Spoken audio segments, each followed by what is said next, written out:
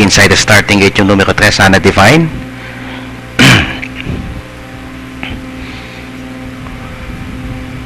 Very frisky, very risky. Okay, gates fly back. And the lead is taken by entry number 3, Ana Divine. Well, nasa labas naman yung numero 7 na si Madam Leonora. Ito, merong nanggagaling sa loob na si Royal Milestone. At nasa kanya bandera. Kasunod niya nasa bandang gitna yung numero 5 ba yun? Oo, 5, Red Hot Water. Red Hot Water.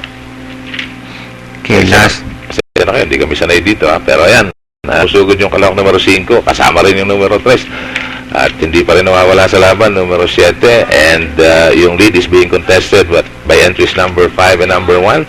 And nakuha na po nung numero 5 na si Red Hot Water ang bandera. Pero merong isang dumarating, numero 8 na si Lord of the Sun. Mga 3 kabayo yung lamang ni Red Hot Water at this point. Pero dumidikit na. Ito, mapasok ng kalok numero 8 sa loob. Pero ayaw ibigay ng numero 5. And it's still Red Hot Water on the lead. Sumusunod, 3 lengths behind. Iniwan niya uli yung numero Lord of the Sun. 8.